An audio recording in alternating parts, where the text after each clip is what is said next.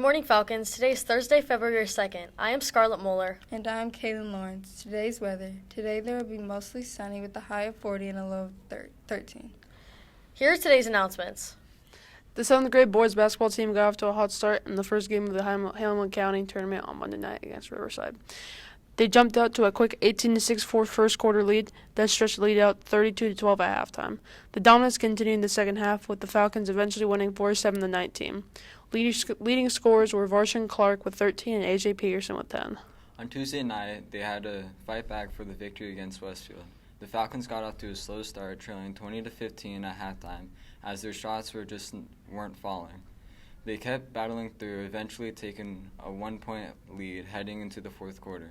It was a back-and-forth battle from there, with the Falcons pulling out the 36-35 win. Luke Power led the way with 10 points, with Varshan Clark adding 9 and K.J.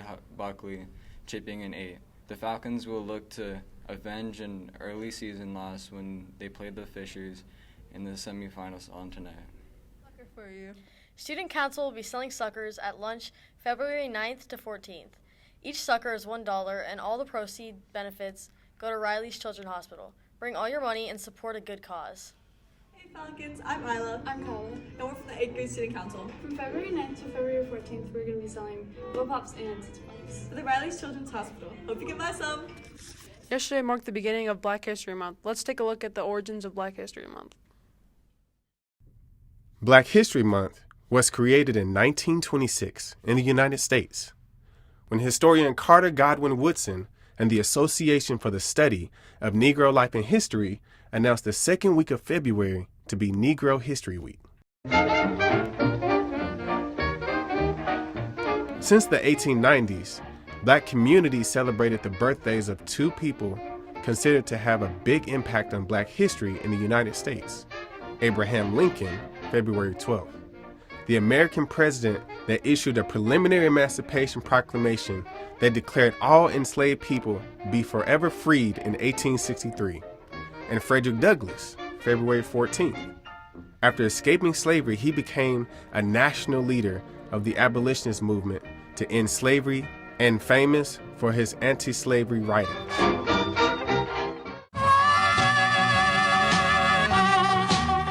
In 1915, Woodson traveled to Washington, D.C. to participate in a national celebration of the nationwide emancipation. He was inspired by experiences from his trip to create an organization to promote the study of Black life and history.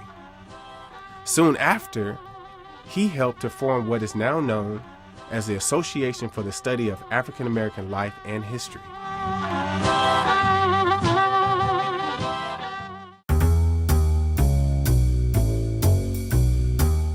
This association in 1926 sponsored a National Negro History Week, choosing the second week of February to coincide with Lincoln and Douglas's birthday.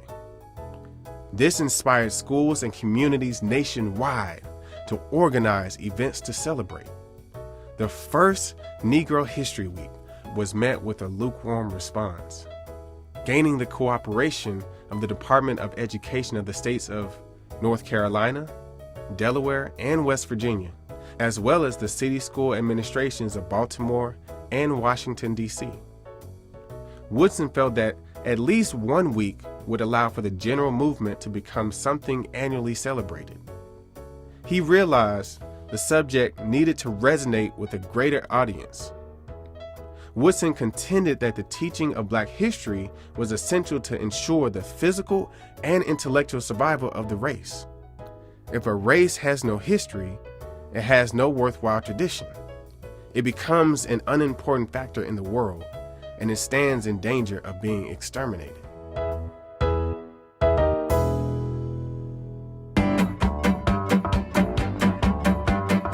By 1929, with only 2 exceptions, officials with the state departments of education of every state with a considerable Black population made the event known to their teachers and distributed official literature. Churches also played a significant role in the distribution of literature, with the Black press aiding in the publicity effort.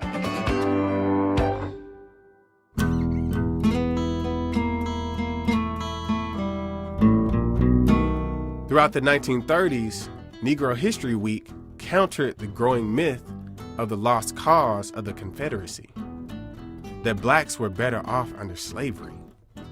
When you control a man's thinking, you do not have to worry about his actions, Woodson wrote in his book, The Miseducation of the Negro. You do not have to tell him not to stand here or go yonder. He will find his proper place and will stay in it.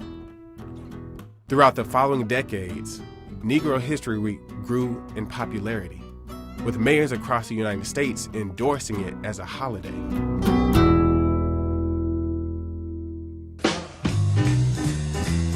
Black History Month was first proposed by black educators and the Black United States student at Kent State University in February 1969.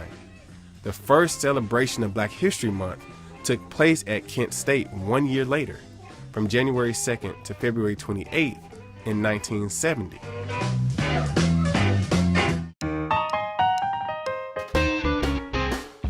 By 1976, Black History Month was being celebrated all across the country when President Gerald Ford recognized the month during the celebration of the United States bicentennial. He urged Americans, seize the opportunity to honor the too often neglected accomplishments of Black Americans in every area of endeavor throughout our history. Black History Month is observed in the United States and Canada in February. Ireland, the Netherlands, and the United Kingdom celebrate in October. On February... Falcons, Friday is the last day to order your yearbooks. If you haven't ordered yours, you should reserve one as soon as possible. Yearbooks can be purchased online. See posters with the QR code around the school. The front office also has order forms if you prefer to pay cash or check. Cost is $38. The office will only collect orders until Friday, February 3rd, so don't wait. If you have any questions, please see Mrs. Cornell in room 236. Are you having success academically? Are you interested in helping others in the HSC community? If you answered yes to both of these questions, you may be eligible to join the Junior Honor Society. The Junior Honor Society is accepting students' applications from the top 30% of 7th grade students. If you are eligible to apply, please accept the campus invite to join the Fall Creek Junior Honor Society. This will give you access to the two-phase application process and a year full of helping others in the community. Contact Mr. Swadner via Canvas message if you have any questions about the process, once accepting the course invitation.